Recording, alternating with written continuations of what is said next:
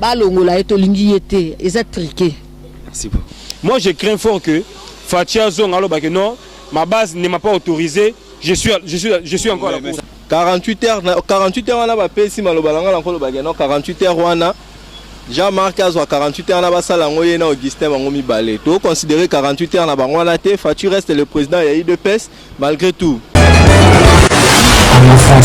Bonjour, en tout cas, merci beaucoup de la confiance pour la chaîne Abino Congo France. Merci parce que vous avez belé au Bolandara, la meilleure chaîne en ligne, la seule chaîne qui vous informe. Nao Etali Masolo Yamboka, Ngai Molobel Nabino, Ngai Moko Wabino, Mona Nabino, petit frère Oibolingi, Moïse Katoma. Je suis là pour vous informer. Il n'y a pas si toi et si on a habité dans le Baboni. Déjà, il y a Malonga. Beaucoup d'entre nous, beaucoup entre Congolais. Il est impossible aux opposants, il y a Kosangana, mais il y a Malonga.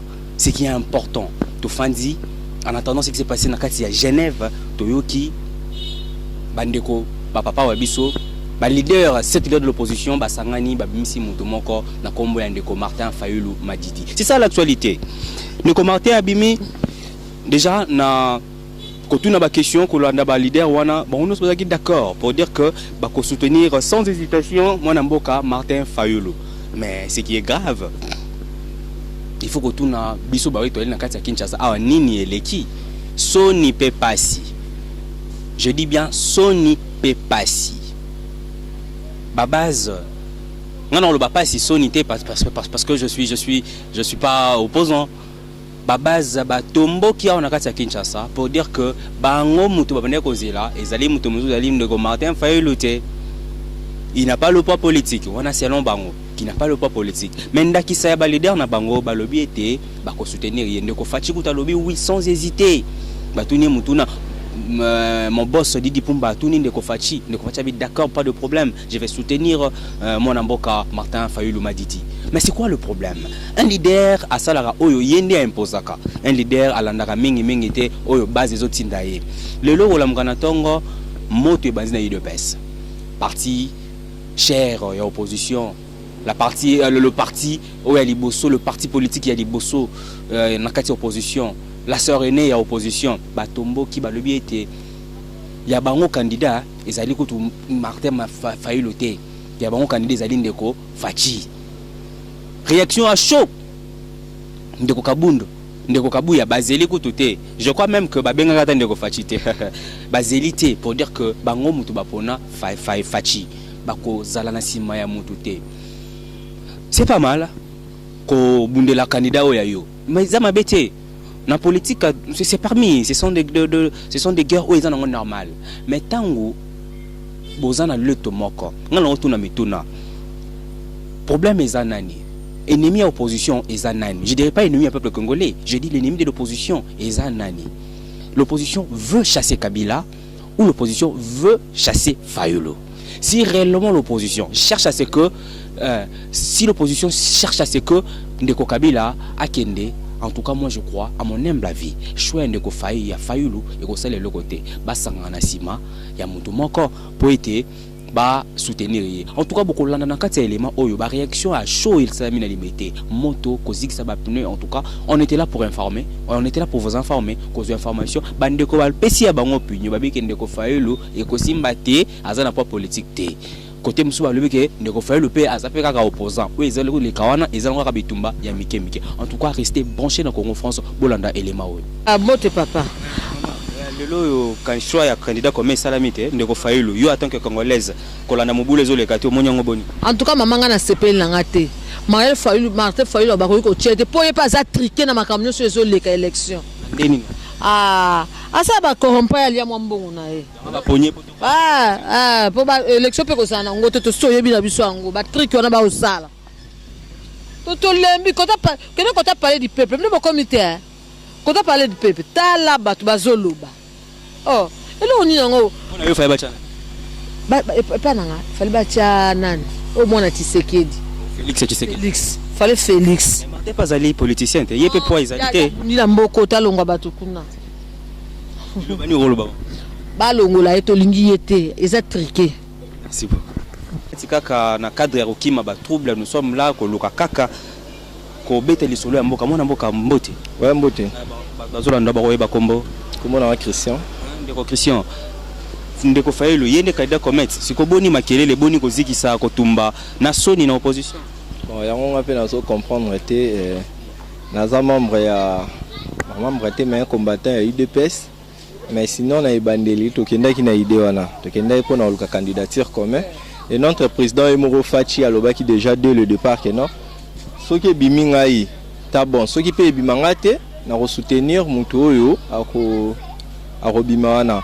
Mais à ma grande surprise, Emoro président hier après ni point de presse na bango abimi na ba caméra alobaki na roya ko expliquer base pourquoi les choix de Fayulu ouais. Base il fallait que tu aies mais tout cas moi réaction à secrétaire général et l'autre Augustin Kabouya donc pour l'en réagir ma bé même ultimatum il y a 48 heures président ouais tu es ba idée wana ba idée Kaboun ya banda kala ya boto la président parti abandi tu ya Kaboun ya secrétaire général tu es ba idée na banda kala depuis liwa ya père tu es déjà ba esprit nini ya linga ko tsana parti mais et simbate imagine ni bo pesa na pouvoir en place bandeko ya majorité bandeko ya FC ba sali vraiment trouble on a pour langa ba sali vraiment image à opposition to kala ki to bimisa mutu moko et la personne on a bimi Martin Fayulu choix ba sali vote kuna na kati c'est que nda bo pe ata soki ke noto ke na bongo vote pe le salem bo ba voter même notre président Félix ba msupe ba ngaka ba contexter résultat pour bouquer kuna cette personne vous avez voté et bimi l'un de vous et bobo y pour la nine 48 heures wana ba pesi malobalanga la nkolo bageno 48 heures wana Jean-Marc Azwa 48 heures na ba sala ngoye na Augustin bango mibale to considérer 48 heures na bango wana te Fachi reste le président ya IDPS malgré tout confrère ndeko Mbote mon cher ndeko Jérémy o izo legalelo yo choix ndeko Fayulu izo soit bato mususu c'est quoi le problème? Merci beaucoup pour la question. Tout d'abord il faut rappeler que désignation comme candidat commun à opposition, le choix est porté sur M. Martin Fayulu Madidi, honorable député que nous saluons respectueusement. Et ça choix, sali. Mais il se pose un grand problème. Le problème, il y a popularité. Est-ce que Fayulu Madidi a réellement une grande base dans Mboka Oyo? Est-ce qu'il est vraiment réellement connu? Parce que Moni Batobano, ce que Jérémy sur le choix à Fachi, Félix, UDPS et Pouina Vital Kameri. Comme étant les deux favoris. Québec est entre Baron Balé Barouk au départager Bisso, Bapona Moutoumoro. Mais tu es conscient que depuis hier soir, Banda Baponagi Fayulu, toutes les bases d'opposition divisées. Même si UDPS est risqué qu'on s'enflamme ce matin. On a un intérêt personnel. Chaque parti veut accéder au pouvoir, veut accéder à la magistrature suprême. C'est de bonnes guerres, mais il faut que non. Pas de bonnes guerres, quand on se lance des pierres, c'est plus une bonne guerre. Mais il faut que Chowana Fayulu est influencé par Ndeko Bemba et Ndeko Katumbi. On est chef de file opposition. Il a voté Fachi. A voté Fachi. Pas de problème. Mais on est chef de file, il y a opposition. Selon Bato Moussoussou, déjà Félix s'est trouvé au centre de gros poissons. Azaki déjà encerclé na Muzitu, na Bemba et pour Ndeko Katumbi. Donc c'était très difficile pour que UDPS ait s'en sortir. Tendance au Fayulu, déjà depuis Kaleza de Oyukana. Le temps est tombé, Batoula qui surpris, mais quand même, tout le monde dit que tu as la balance, le poids sur le terrain. Quand tu parles de la popularité, nous avons été que ceux qui le 6 candidats au Batikali, s'aligner derrière Ndoko Fayulu. Akokoma populaire. Les 6 candidats, au bazani tu indépendant on a Batikali ba terona au Batikali bandeko Bemba bandeko Fachi bango so basangani ko ba soutenir ndeko Fayulu. Il y a un objectif. Mais au moment que le leader va décider autrement, base peut refuser décision à Bango. Ça pose déjà problème. Lorsque le CG Jean-Marc Abound a payé mot d'ordre na base qui to payé Fachi 48 heures. Azonga na mboka aya ko banda campagne na ye UNCP ba emboîter les mêmes pas UNCP pareil donc ba pesi modo na président na bon Kameri azonga le plus vite possible 48 heures ba pesi ya pamba secrétaire général a rozonga lobby bodon ndeko mayo honorable azonga lobby ye petanga rozonga ba ko s'en charger na ye parce que ba base ba comprendre que ba leader ba trahir bango. Mais là moi je me demande bango ba leader ba promoter ba base na bango nini avec un seul mot, un seul langage, que non, bah, qui est une unité opposition. N'importe quel candidat qui sera désigné pour soutenir. Mais comment va soutenir, il faut bon, Basiligi. C'est que Bazaki désigné dans le congrès comme candidat président. C'est là où se pose le problème. Si on a cas de Bolingo Mboka, comment est-ce qu'il remonte à niveau, il y a Rotumbara, Bapune, il y a Robambaka, Mabanga, ça donne quelle image? Je suis les ras-le-bol. Oui, donc ils ont Kanda. Parce que l'opposition veut à tout prix gagner les élections. L'alternance politique, il faut ça la manambo na biso. Mais avec quel candidat? La charge des promesses de charge. Il a été choisi par le président Kabila tant que Dauphin Kuna par l'unanimité. Baza soudé. Attends un petit fretin, mais le roi a force c'est tout. Certainement l'opposition va voter, Chadari va voter qui était. Kabila binga na cheye. Kasi kuna ya zali autorité morale, chef suprême. Baza na moyen. Bango tout ba se rassembler autour ya mutu moko. Vous comprenez? Autour ya mutu moko. Et puis c'est déjà force. Mais bino bo sali vote c'est pas mal. Bo voter. Maintenant là suite à vote. Maintenant tout en ordre de disperser. Moi je crains fort que Fatia Zong alors que non, ma base ne m'a pas autorisé. Je suis encore à la course. Ça sera comme ça, tout le monde. Il y a un problème. Il peut revenir comme ça, non, voilà, je suis seul comme leader, mais la base ne m'a pas autorisé de se retirer. Alors, nous avons la course. Donc, on a l'élection. Justement, donc, M. Fayoulou a un très grand travail à faire. Il faut fédérer toutes les forces de l'opposition afin de sabango intérêt suprême. Si réellement nous voulons être unis, soudés, solidaires, bayokana, c'est les mots. On veut les changer. Parce que les 21 ans campagne déjà. L'opposition congolaise jamais va pouvoir avoir maturité dans bango. Bazalaga dispersé. Papa tu sais que dit. Si à Koufa, Marambo ke salamaka. Azobeng sabango dans l'unité bayarate caméra boyaka. Qui ont donné boyaka à l'époque. Vous comprenez? Le lot tu sais que n'est plus mais c'est son fils qui est le dauphin. Donc il y a eu de pèse Félix. A su charge à Makamo, mais désigner peut souhaiter. Quelque part, on a une complicité, un complot. Est-ce que va balou bater dans Mboka? Parce qu'on a besoin de m'appeler au biquet. On appelle au Mamarande, on a eu, à tout le bien au Tina Moutemo biquet. Balou bape à Sana Kanda. Mais est-ce que Bisson en Mboka autour pouvoir? Il n'est pas question de balou Bakongo Bangala, mais nous avons posé un leader au fort, au puissant, rassembleur, ou à se mesurer face à. Parce que la FCC Mikolo, machine à broyer. Ils ont gâté, ça c'est l'autre monde dans les médias. Baza vraiment calé, soudé, motivé pour remporter les élections. Merci beaucoup mon Mboka. Merci beaucoup mon cher. Mbote papa na ngai. Choix Martin Fayulu te yango ezo bimisa matata kuna ba pene ko tumbama. Ezali surprise to boni.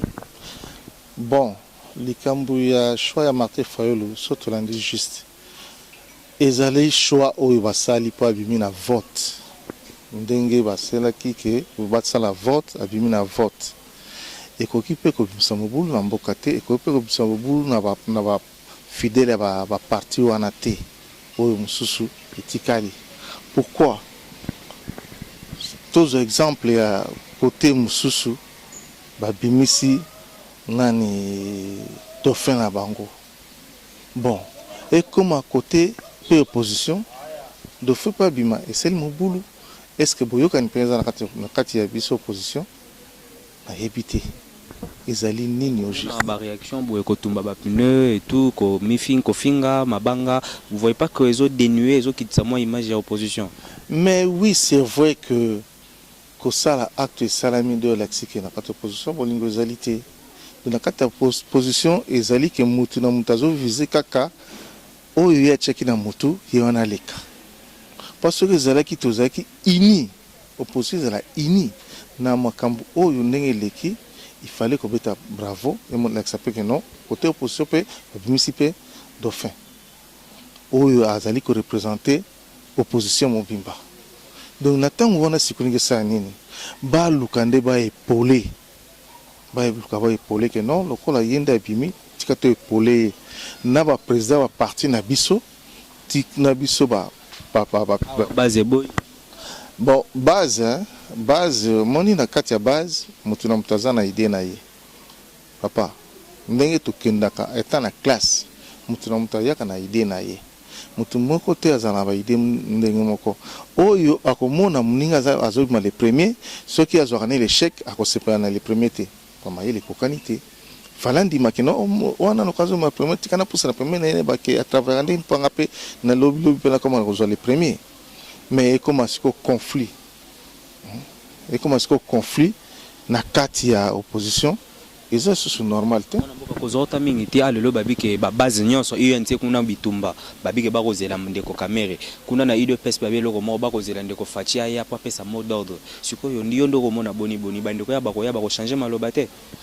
Bon, omoni na tango oyo salami boye ezali likambo oyo ya kovanda kosolola na ba base président ya parti azala vanda na ba base na ye asolola na bango bien ndenge bo kambo eleki kuna ipa bazaki na Suisse ndenge ba sololi pour na eluka ezala calme po ya koluka kaka te oyo kuna lokwa azaki na parti na nani président na eboye alekite tika to tomboka o kuna pe lokwa azaki na parti na président na alekite tika to tomboka tango tomboki wana esali nini bit opposition et puis bit ya guerre wana ezali nini bit ya guerre wana otomboki pona nini soki ezali ke motu abimite eke mafia salami nde peut-être ngeza que non le grand mafia salami c'est que mafia outi place moboé et créer des ordres mais oyo ezali e outi na vote tikambo utaka na vote ezala ka sentiment ezali tikambo utaka na vote mutu na mutu fa pesa opinion na. Merci beaucoup. Merci en tout cas.